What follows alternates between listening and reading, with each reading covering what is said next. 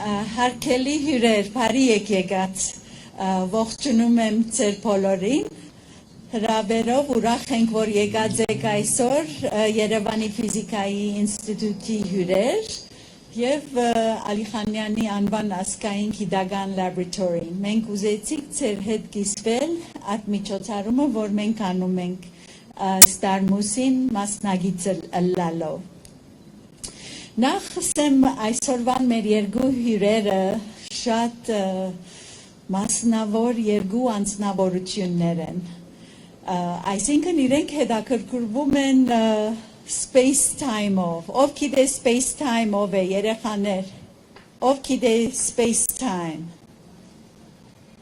Մեկը գիտե space-time։ Ոչ։ Okay, այսօր կտեսնենք, որ space-time-ը ինչ է։ Այսօրվան մեր երկու հյուրերը, մեկը Նոբելյան մրցանակ շահող ֆիզիկայի մեջ, պրոֆեսոր Քիփ Թորնը է, ինքը Caltech համալսարանի պրոֆեսոր է ֆիզիկայի, արդյոք գիտեք, որ Caltech համալսարանը ուր է։ Ուր են մեր հայերը Ամերիկայում։ Los Angeles, right? Pasadena.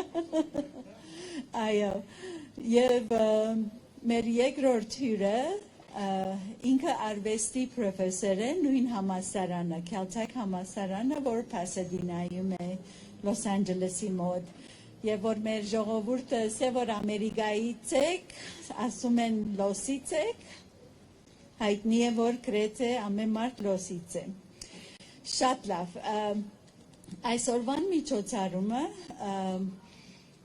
մենք կազմակերպած ենք, որ ցույց տանք նույնպես կինոն, որ գոչվում է Interstellar։ Եթե մնաք դիտելու, հրավիրում եմ բոլորիդ, որ մասնակցեք։ Միան ավելացնեմ, որ գրավիտացիոնի ալիքները, որ դիտարկած է Professor Thorne, սկիզբը եղած է 132 միլիոն տարի առաջ։ Երկու նյուտրոնային աստղեր միացած են իրարու և իրենց լուրը նոր հասավ մեզ 5 տարի առաջ։ Կրնակ երևակայել շատ հոյագապ մի դիտարկում էր ադիգամ։ Ուրեմն վայելեք, ես հիմա անգլերենով ներկայացնեմ մեր հյուրերը։ Good evening, dear guests and dear colleagues. It's a pleasure to have you all here. We are the Yerevan Physics Institute, which is also named for Artem Alikhanyan as the National Science Laboratory of Armenia. Our two guests today are both very much interested in space-time. I will briefly introduce you to Professor Kip Thorne. He was one of the 3 physics Nobel Prize winners in 2017. So the Nobel Prize was for the LIGO detector, or being one of the founders of LIGO, which actually could detect a signal that's thinner than our hair, 1 strand of hair. The signal came 132 million years before 2017 to tell us that there was this merger of 2 neutron stars in 2017. Our second guest is Lía Hallorane, and she is a professor of art at Caltech University in Pasadena, California as well. She is also interested in space-time, but I want to tell our visitors that people in Armenia are very much interested in space-time. Our booth at the Opera Square had more people than anyone else, and while we have all these fancy experiments, all these hands-on things, the one that people were collecting around was this trampoline-like device that had light marbles on it. They were so enamored of how space changes when you put in mass. So we're very delighted to have our two guests. Please join me in a warm welcome to Khiп Thornը and Lía Hallorane. Good evening, everyone. We're thrilled to be here and present a project that we've been working on for the past 12 years. As a professor of physics, I focused for nearly a half a century on exploring the warped side of our universe. Objects and phenomena such as black holes that are made from warped space-time instead of from matter like you and me. At age 70, I began a gradual transition to a new career, using collaborations with artists to communicate to non-scientists the wonders of our universe's warped side. My collaborations have included the movie Interstellar, several multimedia concerts at previous Starmus festivals, and now my collaboration with Lía Hallorane, her paintings, and my attempts at poetry. Lía is an artist whose work pulls from a range of subjects, including skateboarding, flying, perception, and astronomy. Her work includes paintings, photography, video installations, and large-scale cyanotypes that describe female astronomers whose work a century ago laid foundations for modern astronomy. While I was in graduate school, I received a very special gift from my mother, which was a book that would change the way that I imagine the universe. That book was Khiп Thornë's book, Black Holes and Time Warps, Einstein's Outrageous Legacy. I will say this was kind of an odd gift because I was getting my master's in painting at Yale University. So to get a gift of physics from my mother was a kind of interesting twist. That book really changed the way that I thought of how to represent warped space. Years later, through a universe-sized twist of fate, Khiп and I met at a party, and there I eagerly gushed how influential his work and his book had been, and the way that I visualized the strange phenomena of the universe into large-scale paintings. Soon after, Khiп asked me to make a pencil sketch of black holes and wormholes in an imaginary universe, which Khiп used to inspire filmmakers Steven Spielberg and Christopher Nolan. This was the spark of what would become a beautiful collaboration over these past 12 years, creating a book about the warped side. When a designer friend created a preliminary layout of Khip's prose besides my paintings, Khiп suddenly realized the book would be stronger and more fun if he converted his prose into poetry. Thus was born our book of poetry and paintings titled The Warped Side of Our Universe, which will be published next year by Liveright, a subsidiary of Norton. Today we will present to you extracts from our book. You and others here in Armenia are our first major audiences for this work. We aspire to convey science to you through paintings and verse in an unusually intimate and experiential way that is enhanced by using just one lone space traveler over and over again to illustrate the science, Lía's wife, Felicia. Over the past 12 years of working on this project, I've created over 400 paintings, and Khiп has written a love letter in verse about the warped side. We're thrilled to share this project with you this evening and hope you will enjoy a totally new way of looking at the universe that is intended to offer an intimate and elegant experience of the universe to our viewers. Our universe is varied and vast. Galaxies, planets, stars, and moons, quasars, pulsars, and magnetars, all made from atoms and molecules, just like you and me, and all that we hear and see and touch. Our universe is also endowed with a marvelous, shadowy side that is warped, phenomena forged from warped space-time. Witness the ravenous, fat black hole that Lía here depicts, ingesting her wife, Felicia. Although this warped side is entwined, in the weft of our matter-filled universe, its stars, its planets and nebulae, its galaxies and its comets. We humans never saw it until just recently. Why did we never see? Warped space-time cannot produce light or other signals that yesterday's technology was able to perceive. So now, how has that changed? We humans have made our first contact with the warp side of our universe using gravitational waves, ripples in the shapes of space arriving from a space-time storm so very far away and very long ago. To this we shall return.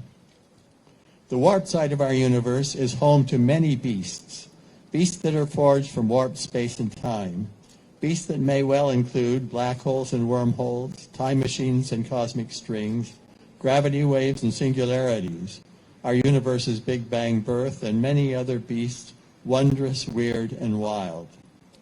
For decades I, a beast materially composed, have been consumed by quests to fully comprehend this warped side of our universe. How? Through tricks of mathematics and computer simulations, probing Albert Einstein's relativity equations. And in a 1,000-person fleet of scientists and engineers, we've pursued a quest to invent, construct, and utilize our behemoth LIGO for humans' first encounters with the warped side of our universe. Big questions have driven these warped side quests, some that I'm sure you have asked yourself and some you probably have not. How did our universe begin?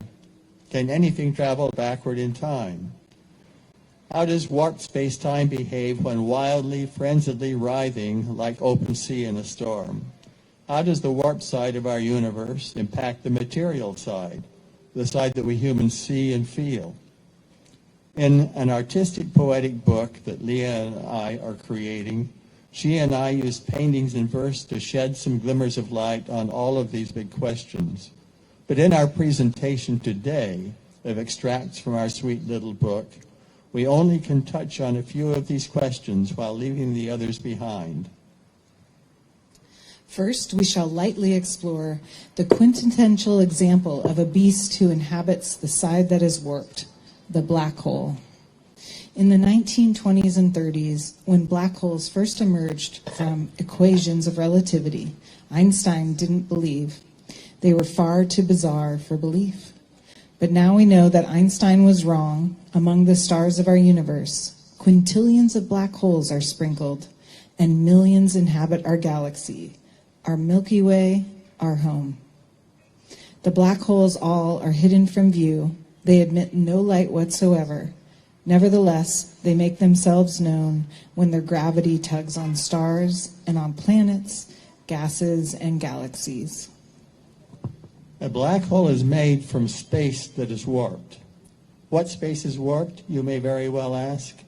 Nothing less than all of the space of the universe in which we live, the space of all our activities with three familiar dimensions, east and west, north and south, up and down. What is the way space is warped, you might ask?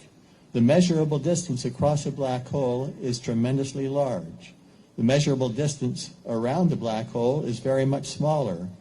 If space were flat, that could not be. This is the way space is warped, says the math of relativity. The space of our whole universe may be warped in a larger space with higher dimensions, 4 or 5 or 10 or more. Dimensions that humans never can see. Dimensions we physicists call the bulk. How can we visualize this warping in Lìa Hallorann's dazzling paintings? We pretend that the space of our universe has just 2 dimensions instead of 3. This space she depicts as a stretched rubber sheet, a membrane or brain in physicist argot, a brain that resides in the bulk and is bent, a bulk whose dimensions we pretend are just 3, because that's the best we can do or see. As viewed by creatures who live in the bulk beings I shall call them, our brain near the hole bends down like a funnel, making huge the distance across the black hole, the distance we measure inside of our brain, the distance traversing the funnel's surface, inward, then downward, back up, and then out.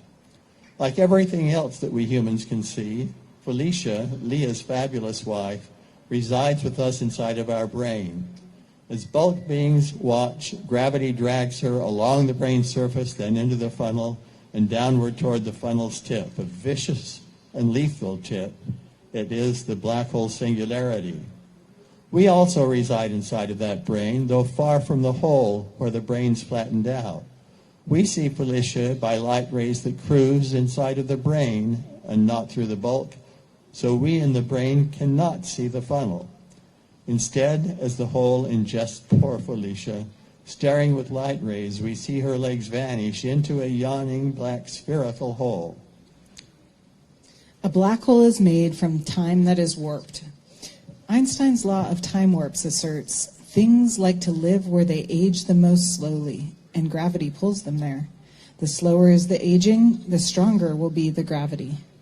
The gravity near a black hole's mouth is unbelievably strong and arises inexorably from the enormous slowing of time. If Felicia hovers near the mouth of the hole for only a single hour, when safely returning home, she'll find 1,000,000 years on Earth have passed. You and I and Kipp long since have died, and Earth has changed unimaginably. At the lip of the black hole's mouth, time slows down to a stop. So gravity there is boundlessly strong. Nothing there can escape its grip. Not light, not rockets, not particles, not anything at all. Whatever is drawn past the lip of the mouth forever is lost from our universe. So the lip of the mouth is a black hole horizon into which we never can see, unless we too plunge through the lip with return and impossibility. And what of time inside the horizon, below the black hole's lip? What can be slower than time fully stopped? Beneath the black hole horizon, time is cascading downward towards a vicious, chaotic singularity, lurking within the black hole's core. A stormy singularity where space and time are wildly warped. A chaotic singularity where tendencies and vortices erratically stretch and squeeze and swirl. A lethal singularity destroying all that plunges through, even space and time. When Felicia falls through the horizon to escape, she must swim upward, struggling against the unstoppable flow of down cascading time. Backwards in time she must swim, her only hope for escape. But Einstein's law forbids such a swim, so Felicia is gripped by the forward flow of down cascading time and is dragged to tragic death in the wild, chaotic singularity. If the black hole is young. And what if the black hole is old? Possibly, can she survive? Let's just let that query gestate. A black hole is made from vortices of rapidly twisting space. Just as the Earth spins round its poles, so also a black hole rotates. The hole's rotation makes space around it swirl like air inside a tornado. And just as the swirling air drags all the tornado can catch, cats and cows and cars and clocks, so also a black hole swirl drags everything nearby into a whirl around the hole, fast near the hole's horizon, languid far away. As Felicia, aghast, falls feet first into the spin of the black hole's north pole, her feet, nearer the hole than her head, get dragged around more strongly, so her lovely body gets twisted. Her eyes see her feet turn clockwise, and her feet see her head turn clockwise, so the swirl near the hole's north pole comprises a clockwise vortex of twisting space down to the hole's horizon.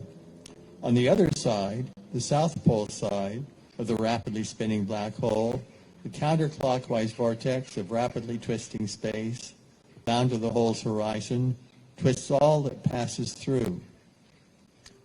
A black hole is made from tendencies of stretching and squeezing space and a chaotic singularity. As frantic Felicia, falling feet first inside a spinning black hole, approaches its singularity, she is gripped by a tendex of stretching space that strings her out from head to foot, and gripped by another with front-back squeeze, and gripped by a third that squeezes her sides. She is being spaghettified. And then the stretching tendex begins to squeeze, compressing her from head to foot. The side squeezed tendex begins to stretch, straining her arms from hand to hand. A head-foot squeeze, a sideways stretch, a front-back squeeze, and then another sudden switch, another and another. In wild, chaotic succession, the switches get frighteningly quicker. The stretch and squeeze terribly stronger. The chaos ever more violent. The wildly switching tendencies tear frantic Felicia apart, then rip up the atoms from which she was made, if the black hole is young. And what then? The shattered atoms smash into the singularity's core, a core that is an enigma, controlled by quantum gravity laws, new laws that arise from a fiery marriage of quantum mechanical fluctuations and wildly warped space-time. We physicists struggle to learn these new laws. We hope to know them one day. We speculate these new laws might be something resembling string theory. Since quantum gravity theory is in its infancy still, it hasn't yet revealed the nature of the cores of singularities. Not yet, but it will. I'm confident it will. A black hole entombs 3 singularities. When down cascading time inside of a spinning black hole strongly grips frantic Felicia and drags her inexorably towards that singularity, is she truly doomed? Conceivably not. If the black hole has aged for more than a day, then lurking inside of its core are not just 1 singularity, but 3. The chaotic one with merciless ripping, and 2 that are far more gentle. Whence come they, the gentle ones? Inside the hole, the ticking rate of down cascading time slows almost to a stop. So all that falls into the hole after frightened Felicia, over thousands and millions and billions of years, plunges through the horizon in a fragment of a second, as seen by frenetic Felicia, compressed into a sheet so thin it forms a singularity, one that's plunging downward.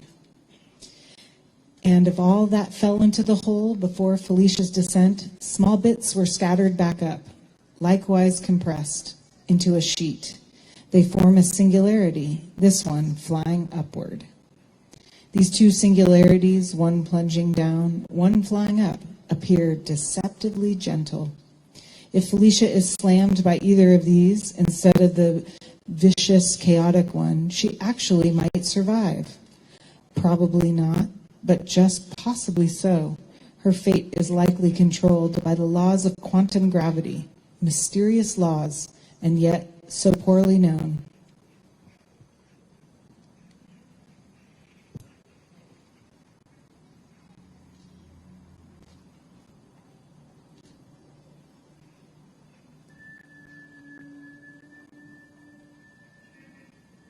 What is Felicia?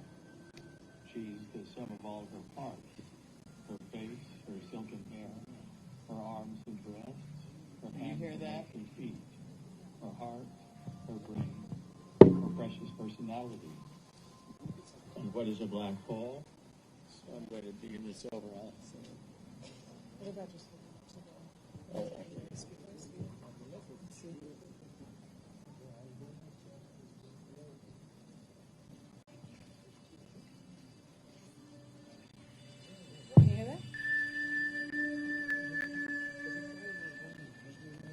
What is Felicia?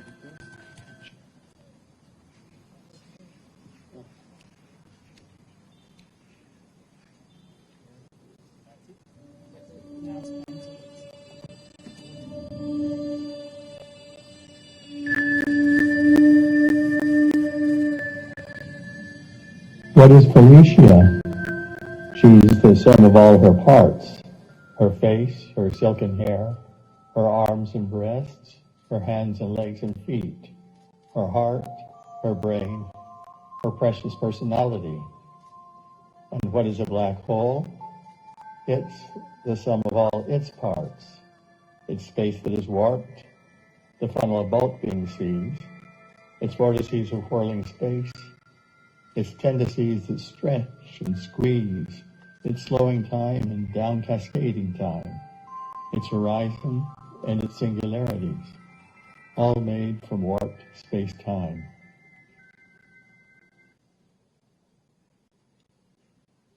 warp space-time in a storm and gravitational waves. Two spinning black holes orbit each other, identical holes that happen to spin round axes that lie in their orbital plane. A being inspecting our brain from the bulk sees the hole's funnels stretched downward. From the top of each funnel, the black hole horizon, two spinning induced vortices come into view, but with equal but opposite twists. As the holes circle round one another, their vortices bend backwards, trailing out spirals of twisting space like water swinging outward from whirling sprinkler heads. Each of the spiraling vortices sweeps outward at the speed of light, creating by its motion tendencies that stretch and squeeze, tendencies entwining with their vortex parents, a gravitational wave. These outward sweeping gravity waves sap energy from the hole's motions, forcing their orbit to shrink. Smaller and smaller the orbit draws in until, in a powerful cataclysm, the two black holes collide and merge in a huge geometro-dynamical storm. But wait, we have told you, and Leah has shown you, only half of the story. Really? There's more? So much more for our mind's eyes to see? When two black holes collide and merge, their horizon, now a dumbbell shape, not only grips four vortices, it also holds three tendencies, one stretching tendex at each dumbbell end, and a squeezing tendex shaped like a fan circling around the dumbbell neck. As the dumbbell horizon tumbles in space, its tendencies, the stretch and squeeze, bend backward into trailing spirals.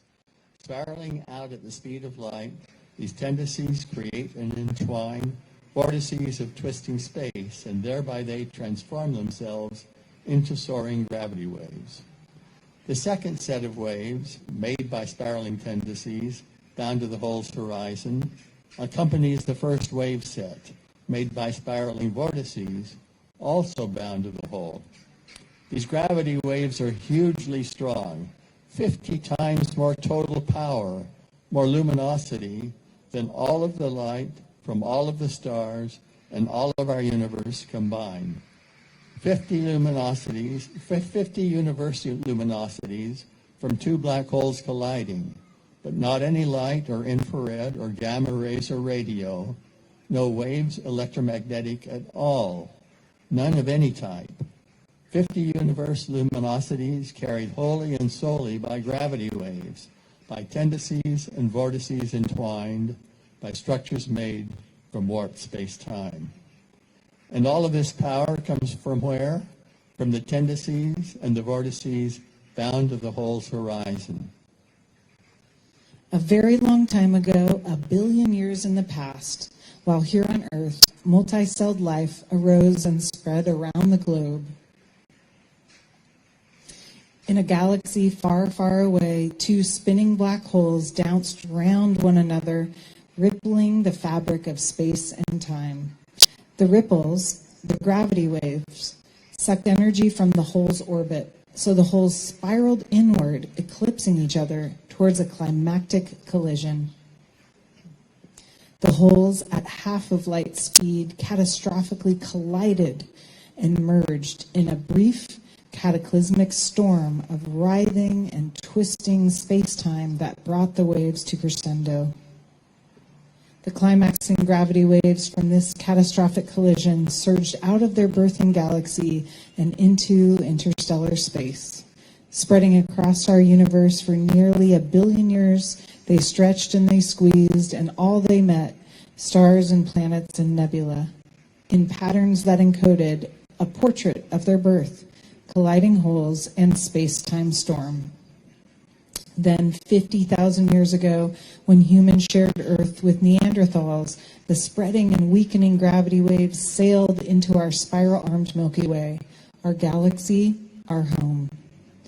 On 14 September of 2015, the waves at last approached our sun and all its planets. They sailed around our sun, then past the planet Mercury, past Venus, and onward toward Earth, our home. Waiting on Earth near New Orleans, where American jazz was born, and Waiting on Earth near Hanford, the town that made fuel for the first atom bomb. Waiting in these historical spots were observatories named LIGO. Each is an L-shaped, man-made behemoth that sensed the passing gravity waves and deciphered the message they carried, colliding holes and space-time storm in which the waves were born so very far away and very long ago. This tiny shudder in LIGO was momentous for the whole human race, our very first moment of contact with the warp side of our universe. The laws of physics dictate that only two types of waves can travel across our universe, bringing us portraits of far, far away.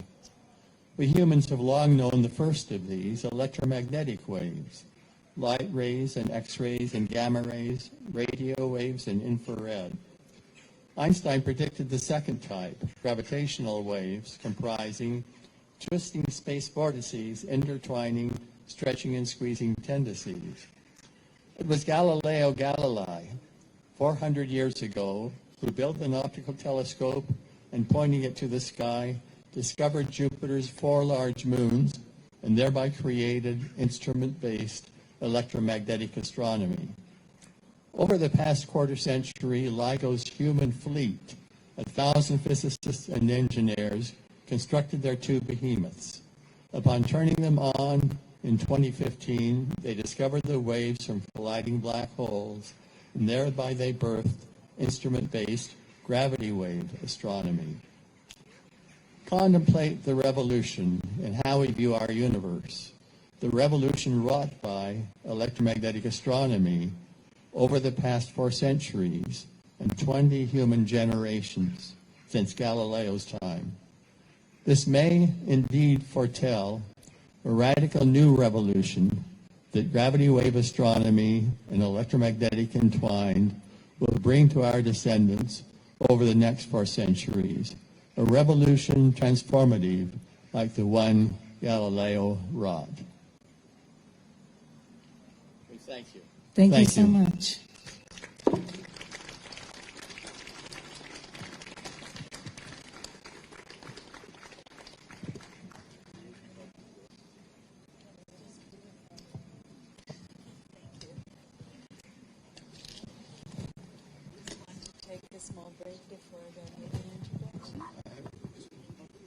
Would you like to invite questions, or do you want to just move on?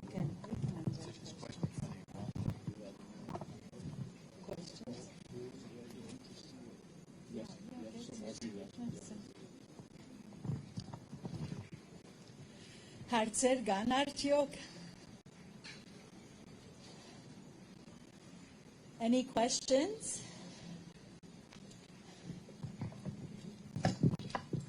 Yeah, hello. I'm Noray Rakopov, professor of Physics Institute. You know, I'm interested. You said that the black holes are rotating. Is there any model estimation for the frequency of rotation? The frequency of rotation is predicted by general relativity. It is approximately the speed such that the surface of the black hole, the horizon, is moving at the speed of light. And that's the maximum rotation. It can be anything up to that maximum rotation. If a black hole rotates at this maximum speed, then it has some rather weirder properties than if it was slowly rotating. LIGO and its partner, the Virgo Project, a collaboration largely of the Italians, the French, and the Netherlands. Working together, they are now discovering roughly 2 black hole collisions a week, and that will soon, with the upgrade that is now in the process, will become about 1 per day, thanks to quantum metrology. And among these huge number now, about 100 thus far approximately, of colliding black holes that have been seen, they have seen black holes. The final black hole is spinning moderately fast, initial black holes are usually slow. They have not yet seen any black holes spinning at speeds really close to the upper limit. Thank you very much.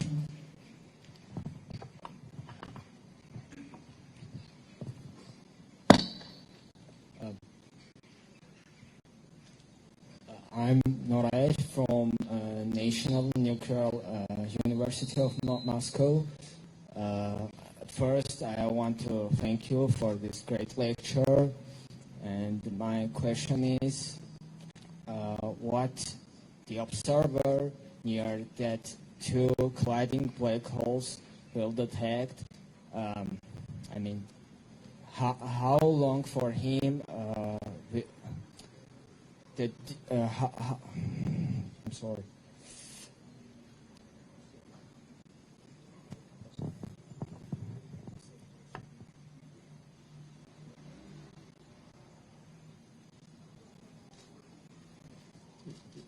Is the mic not working anymore? Oh. Okay.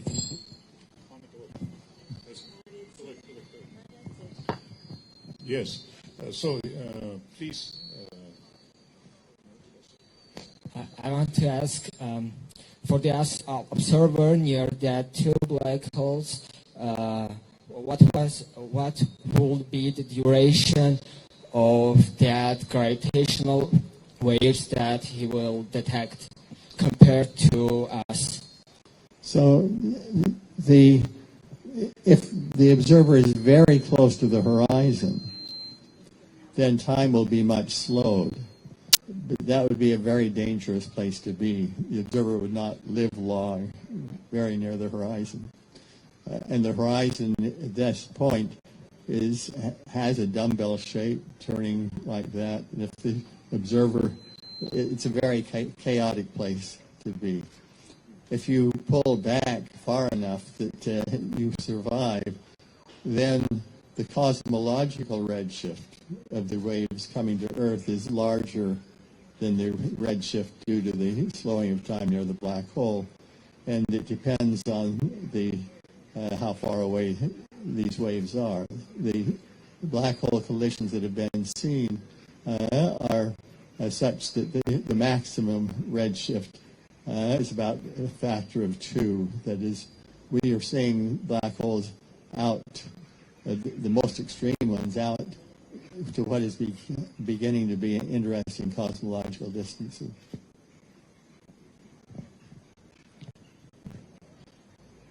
Let me make one remark that you probably would not ask the question, but since you're physicists, in the poem and in the paintings, you see these vortices of twisting space and tendencies that stretch and squeeze. And just let me explain. The vortices of twisting space are analogs of a magnetic field, and the tendencies that stretch and squeeze are analogs of an electric field. And they're rather precise analogs.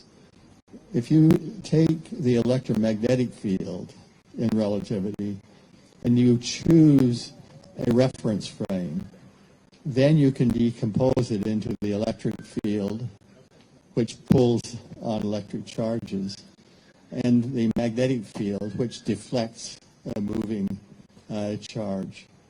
Similarly, if you take the Riemann curvature tensor, it's a mathematical entity in general relativity, and you choose a reference frame, that decomposes into 2 pieces. Now, to use a technical term that some of you will know, after choosing a reference frame, the electric and magnetic fields are the irreducible tensorial parts of the electromagnetic field, the concept from group theory. Similarly, this decomposes into what we call a tidal field and a frame drag field, which are the irreducible tensorial parts of this Riemann curvature tensor. These are both symmetric trace-free tensors. And for the tidal field, if you look at the eigenvectors, which will be 3 orthogonal eigenvectors of the tidal field produces a stretching along one of those eigenvectors and a squeezing along the other two eigenvectors. Those are the stretch and squeeze tendencies, or roughly speaking. I can make this more precise, but I don't want to take the time to do it. Similarly, for the frame drag field, there are three eigenvectors, and they have a clockwise twisting along one and counterclockwise along the other two. And the mathematics of these is also very similar, because if you move an electric field through space, it generates a magnetic field. If you move a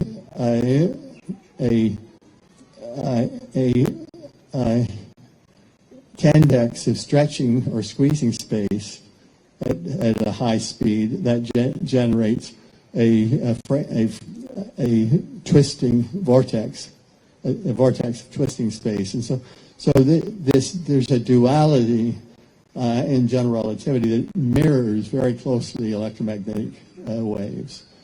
This does not appear in any textbooks because it's only recently been thoroughly understood. There's one textbook where it does appear. There's a recent textbook that is not yet well known by Roger Blandford and me. And if you want to see a pedagogical discussion as a physicist of this and of vortices and tendencies, its title is Relativity and Cosmology. It's a recent textbook. Okay. Perhaps we should, yes. There's still some questions back here. Okay. So we'll have one more question, but if I could ask something, Kip, you yes. said now there's going to be detection one every day, maybe. But have we learned as much from the later detections than the one that's the 2017 one? Well, we've begun to learn a lot about the population of black holes.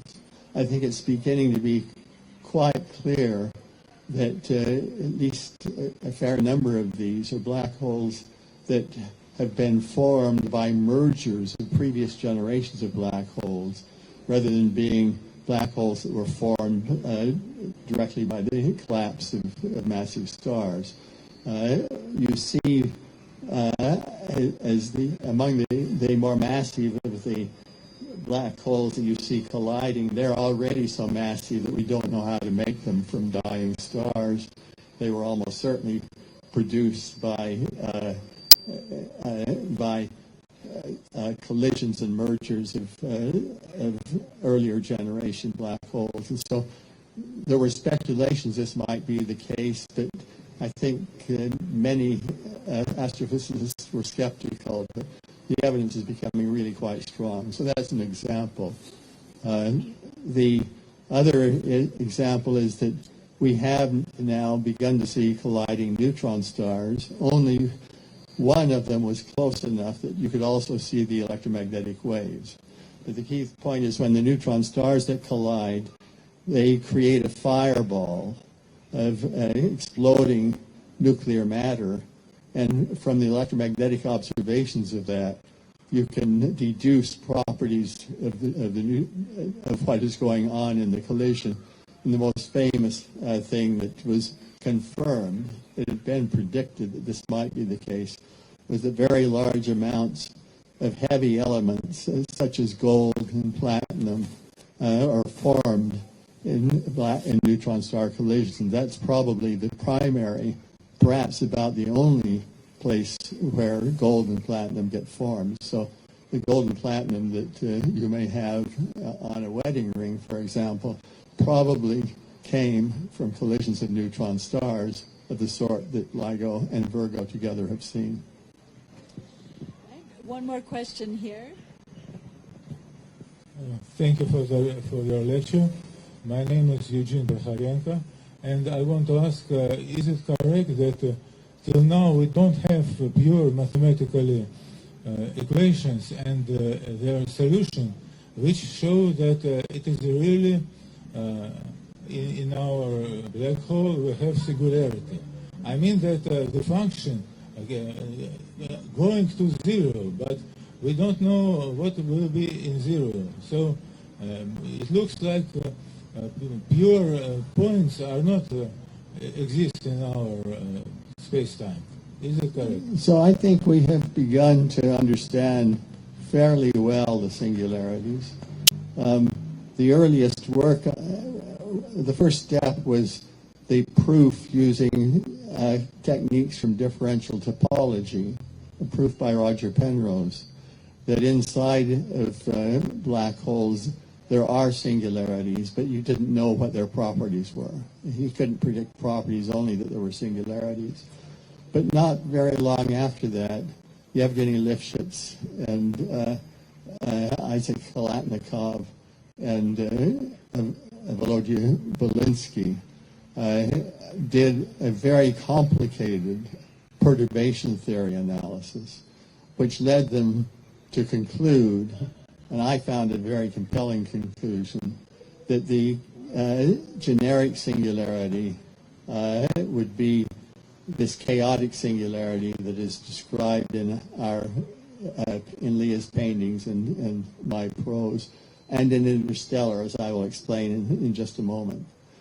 And then it was later work that was done using analytical techniques that revealed these two additional singularities inside black holes that are associated with, that are produced by matter that falls into the black hole that gets compressed into a pancake, the so-called infalling and outflying singularities. We're not absolutely sure of these predictions, but I would say we're sure at the 98% level. What we need is very sophisticated computer simulations to verify this, because there is some guesswork in this, and we don't fully understand the relationship between these three singularities. And we might be wrong, but I'm pretty sure this is right. There was great skepticism of the Belinsky, Kalatnikov, and Lifshitz predictions about the chaotic singularity in the West until computer simulations revealed those types of singularities, not inside black holes, but just in explorations of what kinds of things would happen when gravity got strong. And I think the skeptics of this Russian work have all pretty much thrown in the towel. They've given up, and I think they now agree that yes, there is the chaotic singularity. These more gentle singularities are a little bit more speculative, but I think on pretty good foundation. And maybe we should move into talking about Interstellar, and I'll just say a few words about this in the process. I have one question for Leah. You mentioned, Leah, that you had 400 paintings. I wondered who checked the physics. Is the physics on all of them correct?